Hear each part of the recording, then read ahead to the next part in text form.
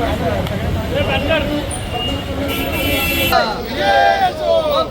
बाबासाहेब आंबेडकरांचा नाही कुणाच्या बापाची।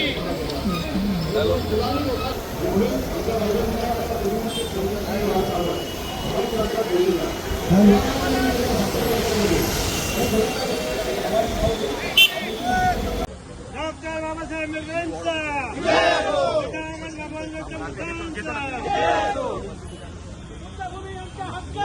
नाही कुणाच्या बापाची।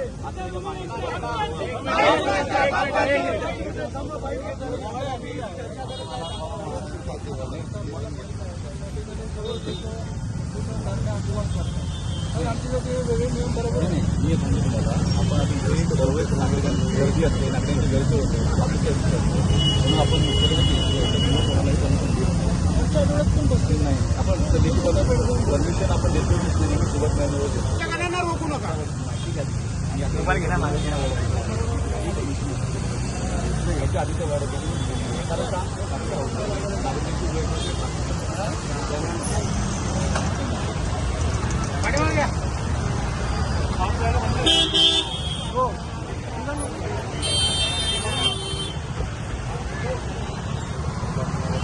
नागरिकांची उपोषण करण्यासाठी आलेले आहेत, नेमकं काय या ठिकाणी घडते आणि काय म्हणतात?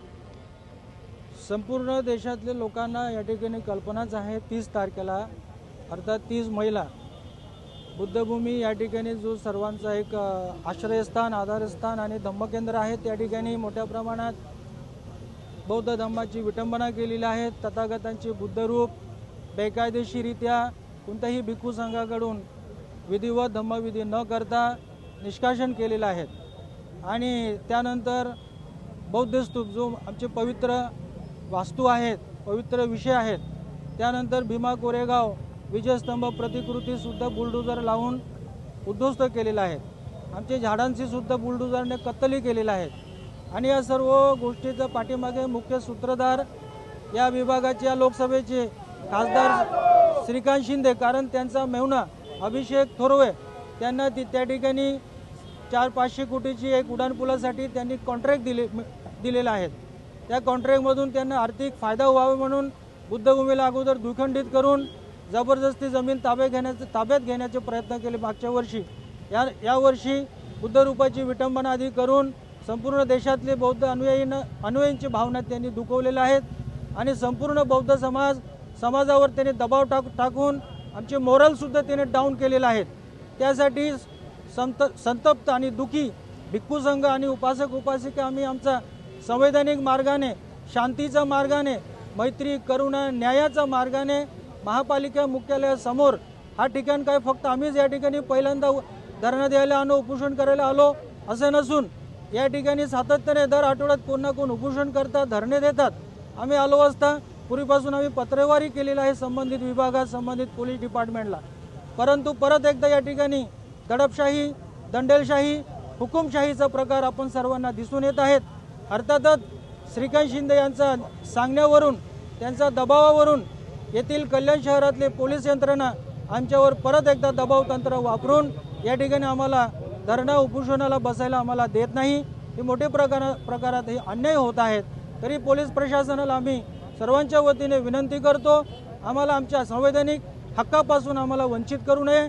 आम्हाला आमची ठिकाणी शांततेच्या मार्गाने धरणा प्रदर्शन आंदोलन आम्हाला करून द्यावं। तुमच्या मागण्या ज्या आहेत त्या त्यांनी मान्य केल्या आहेत की मान्य केल्या नाही? नेमका 2 वेळा बैठक झालेली आहे त्याच्यामध्ये कुठली अशी मागणी आहे जी अजून बाकी आहे?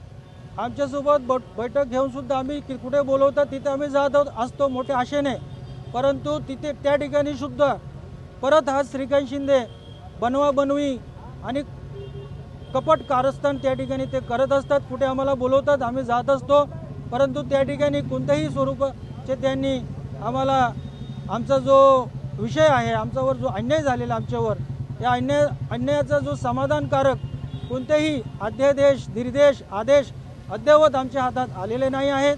आमच्यावर न्याय व्हायला पाहिजे न्याय आम्हाला मिळाले तर आम्ही निश्चितच हा धरणं प्रदर्शन काय आम्हाला यामध्ये बिलकुल आनंद नाही आहे। बिलकुल आम्हाला आम्ही स्वखुशीने हे करत आम्हाला भाग पाडलेला आहे। तुम्ही बोला. बुद्धभूमी फाउंडेशन बाबत 10 तारखेला जे शासनाने जे प्राधिकरण नेमणूक केलेली आहे त्या प्राधिकरणाच्या अंतर्गत या कल्याण शहरामध्ये बुद्धभूमी फाउंडेशनचा विकास झाला पाहिजे आणि हा विकास लवकरात लवकर होऊन त्या विभागामध्ये जे काय परिस्थिती येते त्या जमिनीचा त्या जागेचा आणि समाजाचा खूप मोठा विकासाचा हा प्रश्न आहे आणि तो लवकरात लवकर मागणी या ठिकाणी आम्ही या धरणे आंदोलनाच्या माध्यमातून करत आहोत. काही लोक विरोध करतात तुमची काय भावना? विरोध हा बुद्धभूमी फाउंडेशनच्या माध्यमातून ह्या बुद्धभूमी फाउंडेशनला विरोध करणाऱ्या लोकांची आडमोठी भूमिका आहे. आज जो कल्याण पूर्व पश्चिमचा जो महत्त्वाचा जो विकासाचा जो रस्ता जात आहे त्याच्यामध्ये काही जमीन ही बाधित होत आहे, पण प्राधिकरणाच्या माध्यमातून खूप मोठा विकास जागतिक दर्जाचं धम्मक्षेत्र त्या ठिकाणी होत आहे आणि हा विकास झाला पाहिजे अशी आमची प्रमुख मागणी आहे. बोला साहेब. आजचे जे धरणे आंदोलन आहे ते अत्यंत महत्त्वाचे आहे. याचं कारण असं आहे की बुद्धभूमी फाउंडेशन याचा विकास मोठ्या प्रमाणात व्हावा अशी माननीय समाज कल्याण मंत्री यांनी त्यांच्या निवासस्थानी बैठक घेतली. त्यामध्ये बंतीजी उपस्थित होते, सर्व आपले कार्यकर्ते होते. प्राधिकरणाच्या माध्यमातून जागतिक लेवलचं ते बुद्धविहार होणार आहे आणि त्या ठिकाणी समाजातील सर्व घटकांना तिथे न्याय मिळणार आहे. परंतु गेल्या वर्षी त्या बुद्धभूमी फाउंडेशनच्या त्या ब्रिजचं उद्घाटन मला वाटतं मी आणि अण्णासाहेब रोकडे बंतीजी आम्ही त्यांच्या माध्यमातून केलं. बंतीजी त्याला साक्षीदार आहेत, बंतीजी पत्र घेताना पण आहेत आणि असं असताना बंतीजीनेच मंजुरी दिली. परंतु पुन्हा बंतीजी आता ते अडवण्याचं काम करतात. ही एक निंदनीय बाब आहे. याच्यामध्ये काहीतरी बंतीजीचा स्वार्थ असू शकतो असं आम्हाला वाटतं आणि म्हणून प्राधिकरणामार्फत जी होणारी जी विकास आहे तो अत्यंत शहराच्या आणि त्या बुद्धभूमी फाउंडेशनच्या माध्यमातून चांगला आहे. त्याला सगळ्यांनी पाठिंबा द्यावा अशीच आमची आज सदिच्छा आहे. जय भीम.